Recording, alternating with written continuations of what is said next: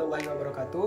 Halo teman-teman semuanya, kami dari kelompok 3 Komoditas Tomat. Di video ini kami akan membahas mengenai mini riset kami yang berjudul Penawaran, Permintaan, Pemasaran, dan Pasar Komoditas Pertanian pada Pasar di Kota Medan.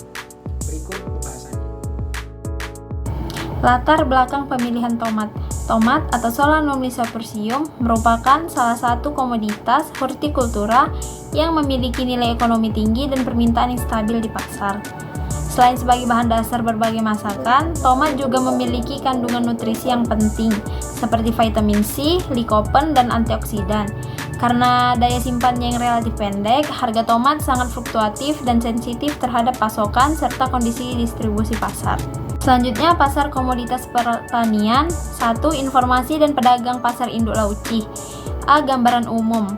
Nama pasar, Pasar Induk Lauci. Lokasi pasar di Jalan Bung Turi, Kelurahan Lauci, Kecamatan Medan Tuntungan, Kota Medan.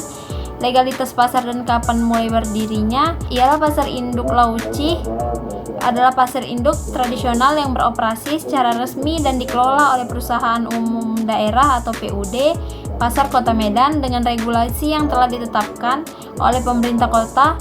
Pasar ini berdiri sejak tahun 2014 dan diresmikan pada tahun 2015.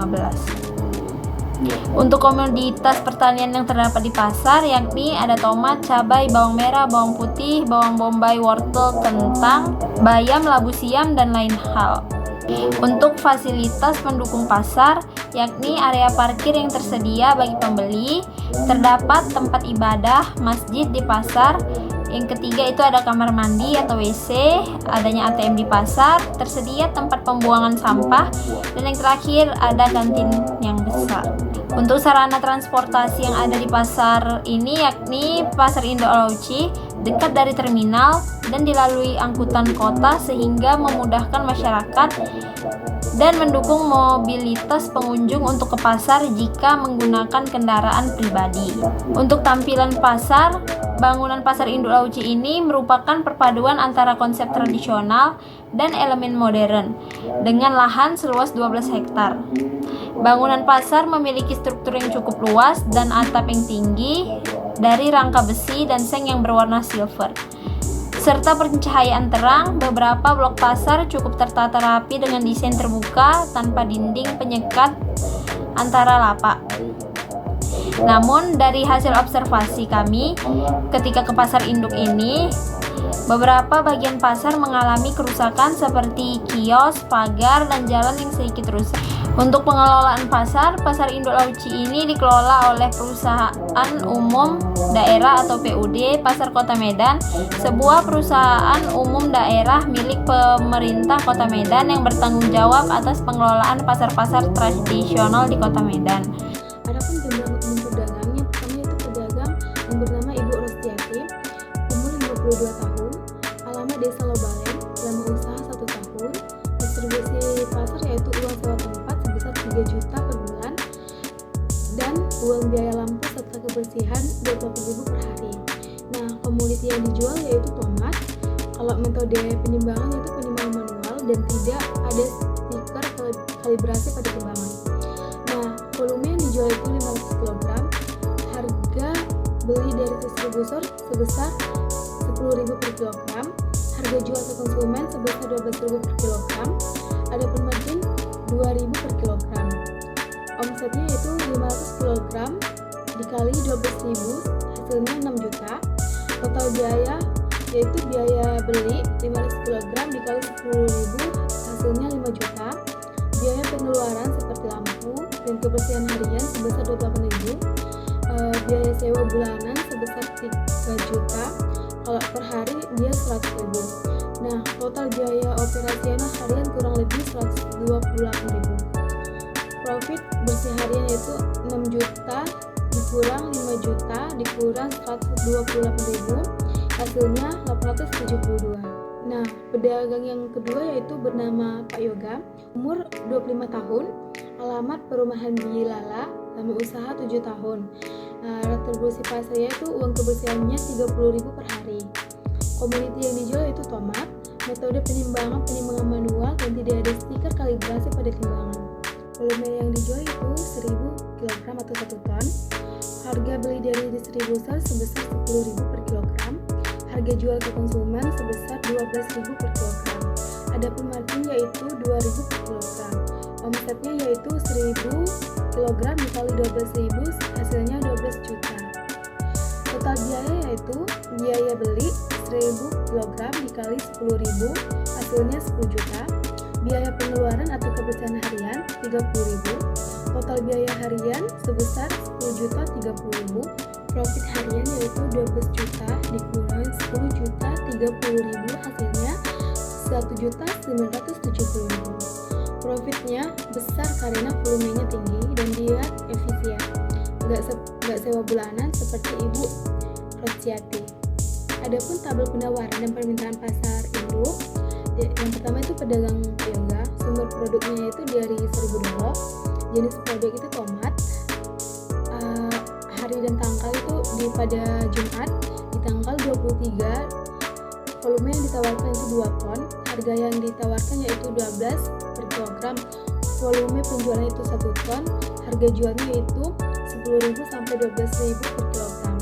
Sedangkan di hari Senin di tanggal 26, volume yang ditawarkan yaitu 2 ton, harga yang ditawarkan yaitu 12.000 per kilogram, volume penjualan yaitu 1 ton, harga jual yaitu 10 sampai 12.000 per kilogram.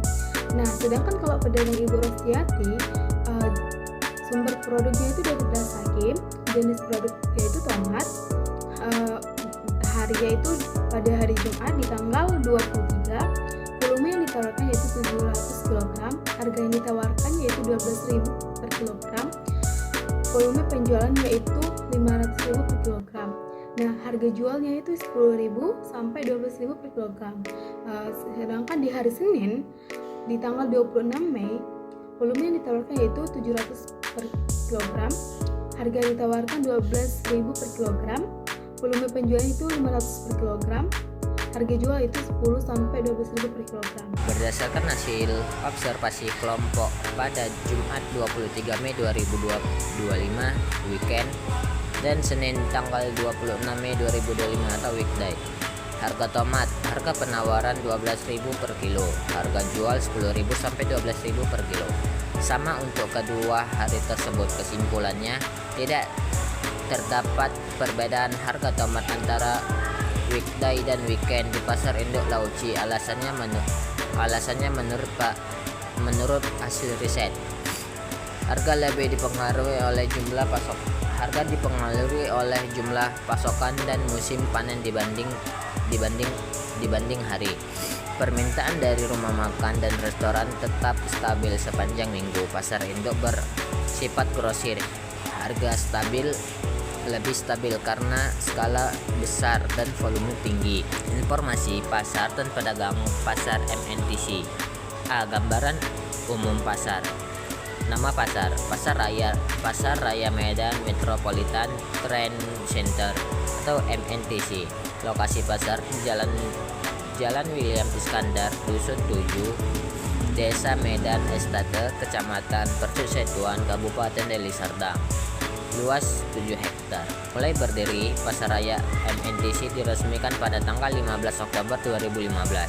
Komoditas pertanian yang terdapat di pasar yaitu tomat, bawang merah, bawang putih, bawang bombay, cabai, wortel, kentang, kol, brokoli, buncis, daun bawang, selada, jahe, ubi, lengkuas, serai, timun, kentang, terong, labu, bayam, labu siam, dan lain-lain. Fasilitas pendukung pasar: tempat parkir yang luas, lampu penerangan yang memadai, adanya masjid di dalam area pasar, kamar mandi atau WC, terdapat ATM di pasar, dilengkapi CCTV selama 24 jam, dan ada tempat pembuangan sampah. Sarana transportasi yang ada di sekitaran Pasar Raya MNTC sangat dekat dengan jalan raya. Pasar ini dilalui transportasi umum seperti angkutan kota dan transportasi tradisional seperti becak, motor, sehingga memudahkan masyarakat untuk pengunjung serta melancarkan aktivitas ekonomi. Tampilan Pasar Raya MNTC memiliki tampilan yang menggabungkan konsep tradisional dan modern. Bangunannya permanen dan terdiri dari beberapa blok yang tertera rapi sesuai dengan jenis dagangan seperti sayuran, buah-buahan, ikan, daging, pakaian, elektronik, dan perlengkapan rumah tangga. Pengelola pasar raya MNTC merupakan pasar tradisional modern yang mengolahnya dilakukan oleh perusahaan swasta yaitu PT Deli Metropolitan. B. Gambaran umum pedagang. Pedagang 1. Nama pedagang Ma'rud, umur 23 tahun, alamat Jalan Dahlia, lama usaha 10 tahun. Retribusi pasar, uang kebersihan dan keamanan 20.000 per hari dan uang sewa lapak atau tempat jualan 300.000 per bulan.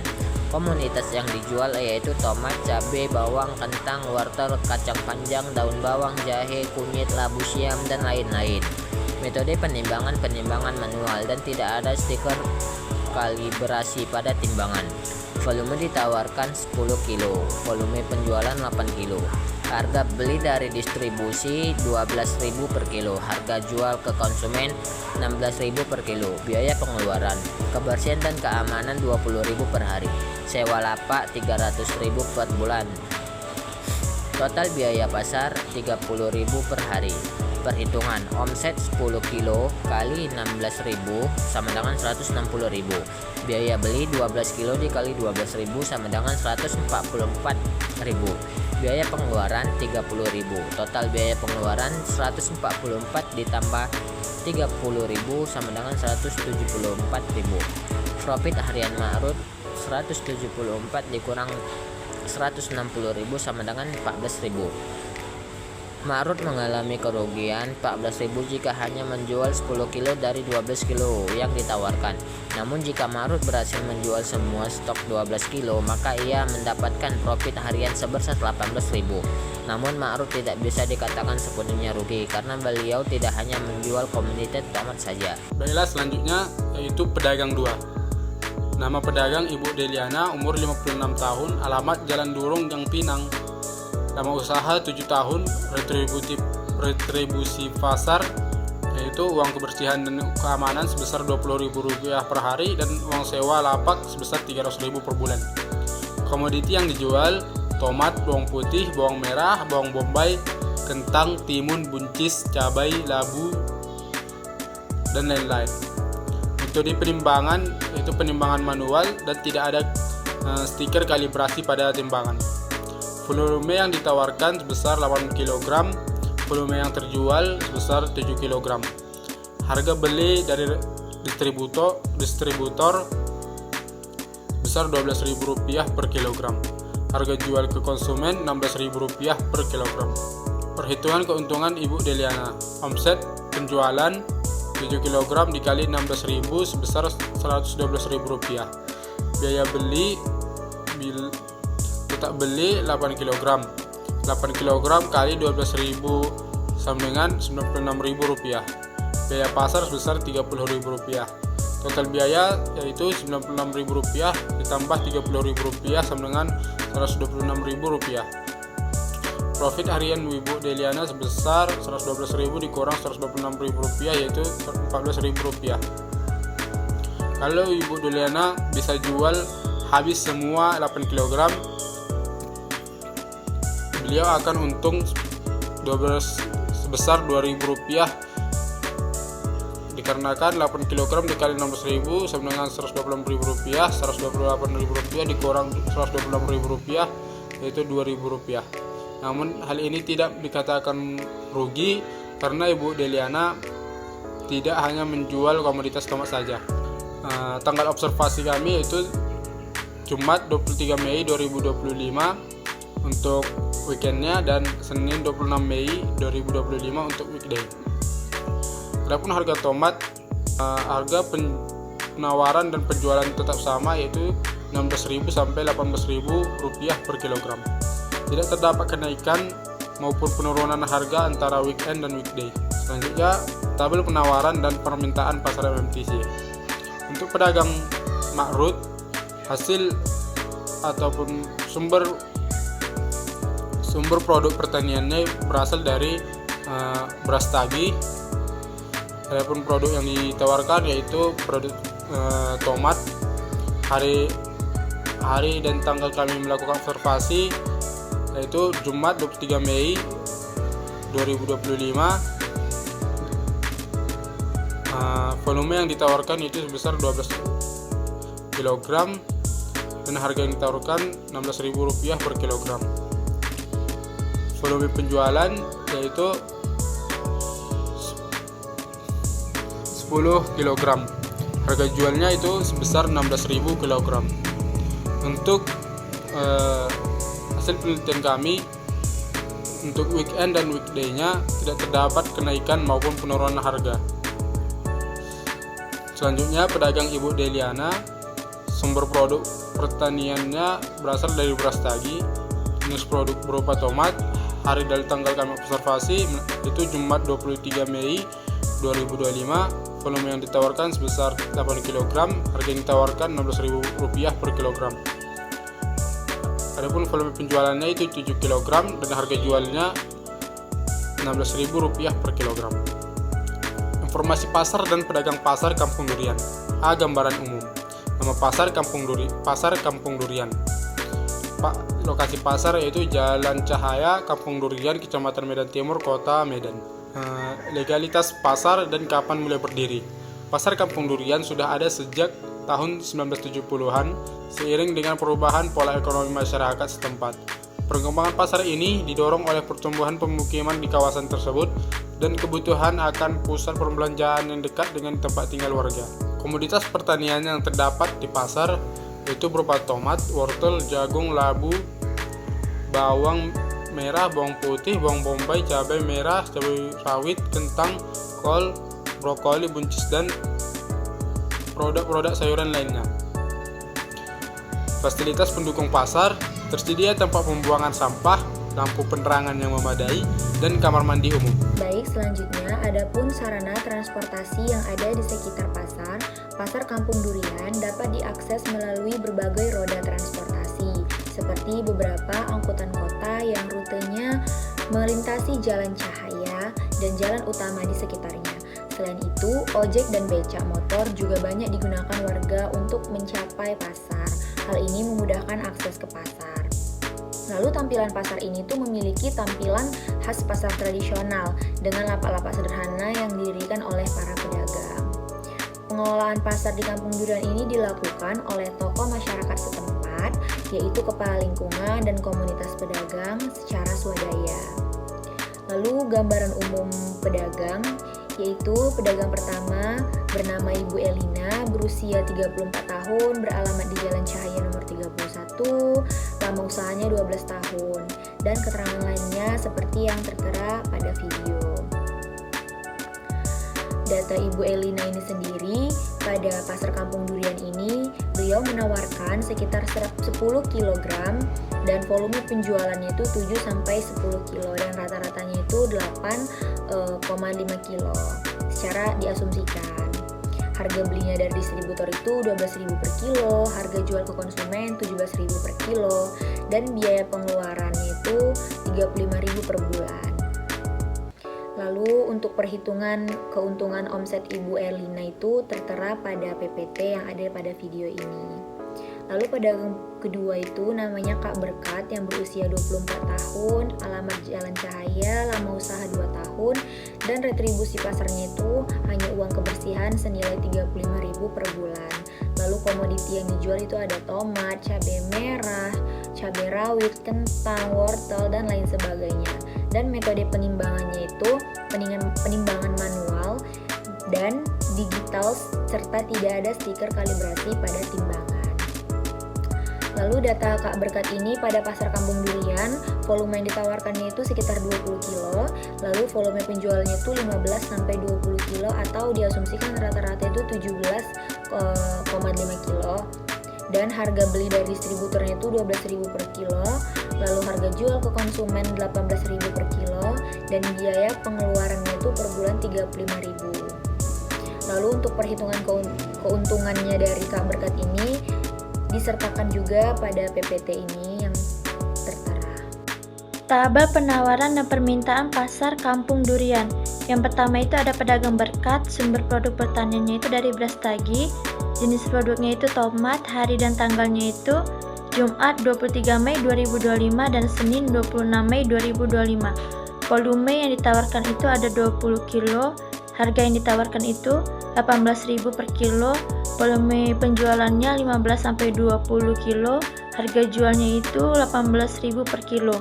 Yang kedua itu ada pedagang Elina. Sumber produk pertaniannya itu dari Brastagi, jenis produknya itu tomat. Hari dan tanggalnya itu Jumat 23 Mei 2025 dan Senin 26 Mei 2025. Volume yang ditawarkan itu ada 10 kilo. Harga yang ditawarkan itu 17.000 per kilo. Volume penjualan 7-10 kilo. Harga jualnya itu 17.000 per kilo. Tanggal observasi Jumat 23 Mei 2025 weekend, Senin 26 Mei 2025 weekday. Harga tomat, harga penawaran dan penjualan tetap sama, yaitu 17-18.000 per kilo. Kesimpulan, di pasar Kampung Durian tidak terdapat perbedaan harga tomat antara weekday dan weekend. Hal ini disebabkan karena pasar ini bersifat tradisional dan tidak memiliki sistem pengelolaan harga resmi. Harga lebih dipengaruhi oleh jumlah stok harian pedagang dan jumlah pembeli yang datang, bukan oleh hari pasaran. Penawaran dan permintaan komoditas pertanian di pasar. Faktor-faktor yang mempengaruhi penawaran dan permintaan. A. Faktor-faktor yang mempengaruhi penawaran tomat. Yang pertama, musim tanam dan cuaca. Tomat sangat sensitif terhadap cuaca ekstrim, musim hujan dan kekeringan menurunkan produksi dan pasokan. Pasar induk Lauci biasanya disuplai dari dataran tinggi seperti Kabupaten Karo, yang menjadi sentra tomat terbesar di Sumut karena kondisi iklim dan lahannya mendukung. Yang kedua, biaya produksi dan distribusi. Biaya pupuk, tenaga kerja, dan transportasi mempengaruhi harga jual dan jumlah yang ditawarkan.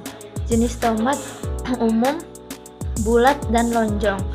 Pasar MMTC dan pasar kecil lebih terdampak biaya distribusi karena lokasi lebih jauh dari sentra produksi dibanding pasar induk. 3. Teknologi pertanian. Penggunaan bibit unggul, pupuk organik, pestisida alami, dan irigasi efisien meningkatkan hasil panen dan kualitas tomat. Petani di Kabupaten Karo telah mulai menerapkan teknologi ini. Yang keempat, jumlah dan skala petani atau pengepul. Pasar induk memiliki banyak distributor yang menyuplai tomat dalam skala besar. Di pasar kecil, penawaran terbatas karena bergantung pada pengecer bermodal kecil. Yang kelima, kebijakan pemerintah dan subsidi.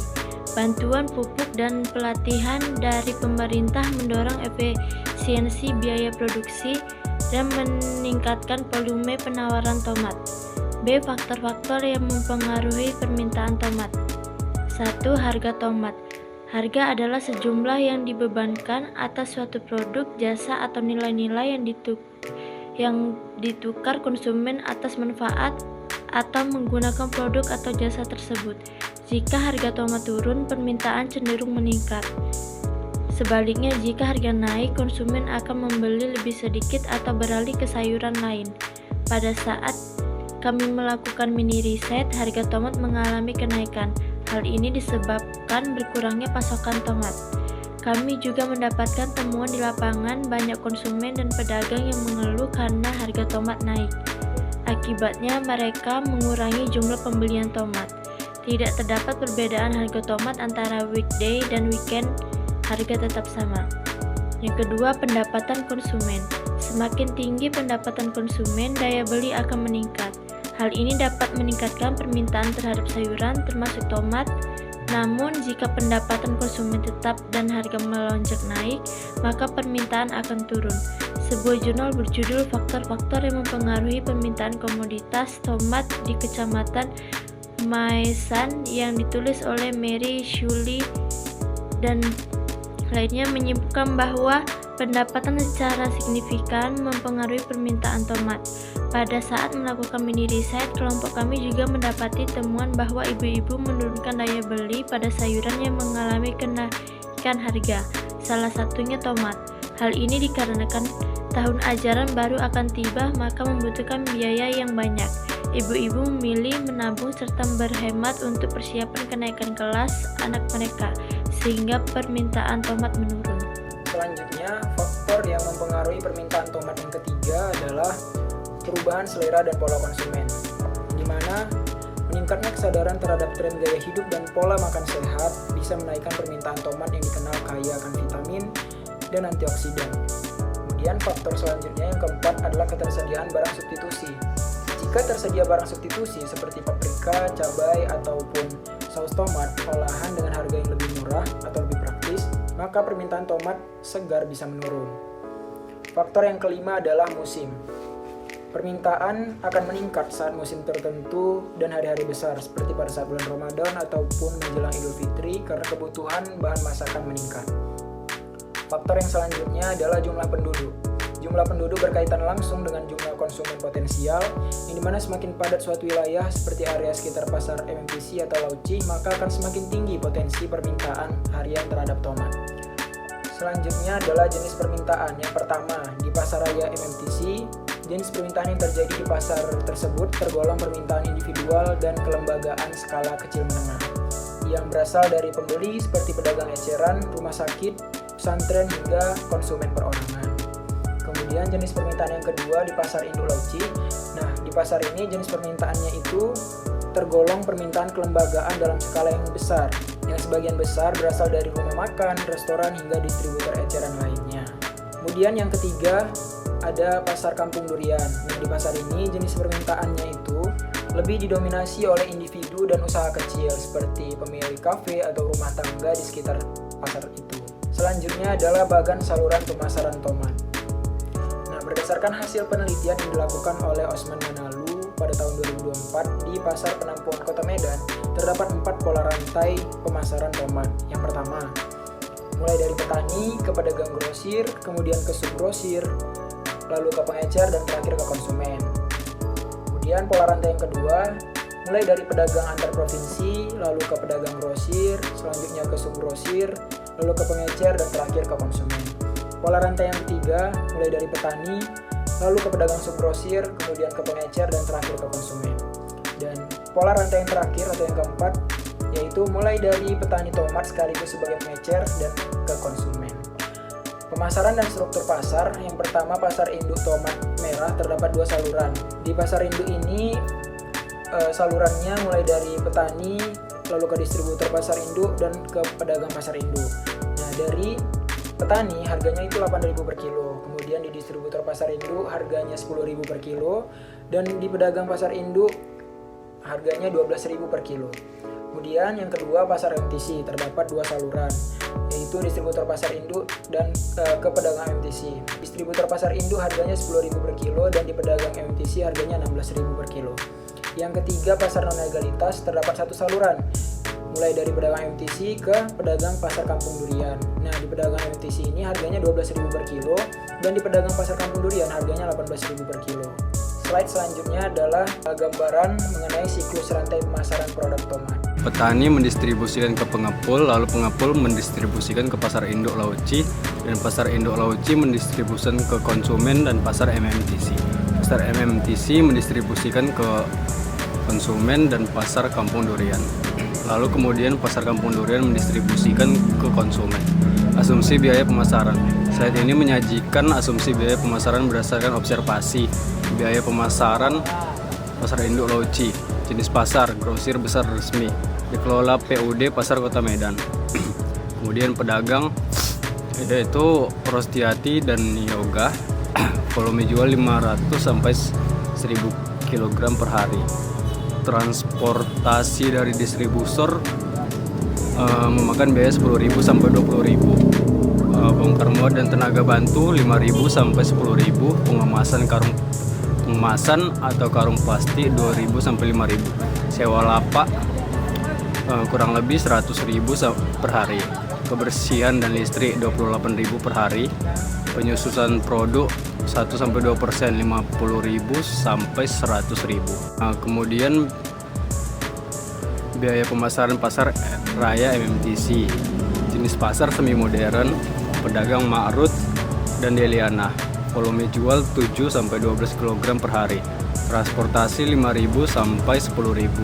Bongkar muat 3.000 sampai 5.000. Pengemasan 1.000 sampai 2.000. Sewa lapak harian 10.000. Kebersihan dan keamanan 20.000. Kerusakan atau pembusukan ringan 5.000 sampai 10.000. Biaya pemasaran pasar Kampung Durian, jenis pasar tradisional non legalitas dan dikelola swadaya. Pedagang Elina dan Berkat, volume jual 10 sampai 20 kg per hari, transportasi 5.000, pengemasan sederhana 1.000, iuran kebersihan bulanan 700 sampai 1.200 per hari. Menyusun produk minimal 2.000 sampai 5.000. Identifikasi struktur pasar. Struktur pasar pada komoditas tomat termasuk dalam kategori persaingan monopolistik dikarenakan terdapat banyak pedagang. Dan kedua, tomat yang dijual memiliki jenis yang serupa. Informasi mengenai harga dan pasokan tidak selalu merata. Tidak ada pelaku dominan yang bisa mengendalikan harga pasar sepenuhnya. Masuk ke pasar tidak sepenuhnya mudah bagi penjual baru karena masih ada kendala seperti biaya tempat berjualan, perizinan, dan kebutuhan modal usaha. Kesimpulan, harga tomat di pasar-pasar utama Kota Medan relatif stabil antara hari kerja dan akhir pekan. Tidak terdapat perbedaan harga yang signifikan antara weekday dan weekend. Faktor utama harga adalah pasokan dan musim panen. Saluran pemasaran masih didominasi oleh jalur tradisional. Jenis permintaan didominasi oleh rumah tangga dan usaha kuliner. Keuntungan pedagang sangat dipengaruhi oleh volume penjualan. Yang terakhir, pasar dengan pengelolaan swadaya menawarkan biaya operasional sangat rendah. Saran, diversifikasi saluran pemasaran, pedagang dan pengelola pasar dapat mulai mempertimbangkan pemanfaatan saluran pemasaran digital. Yang kedua, peningkatan efisiensi distribusi. Sarankan adanya kerjasama antara petani, distributor, dan pedagang untuk mengefisiensikan rantai pasok sehingga harga beli dapat ditekan dan margin keuntungan meningkat. 3. Revitalisasi fasilitas pasar. Pemerintah daerah dan pengelola pasar perlu melakukan perbaikan fasilitas pasar. Keempat, peningkatan kualitas produk. Lalu kelima, peningkatan kapasitas pedagang. Dan yang terakhir, seluruh data dan analisis di atas didasarkan pada hasil mini riset ekonomi pertanian yang dilakukan di 3 pasar utama Kota Medan. Nah, jadi itu tadi pembahasan mengenai mini riset kami. Semoga video ini bisa bermanfaat dan bisa menambah pengetahuan kita semua. Sekian, terima kasih. Assalamualaikum warahmatullahi wabarakatuh.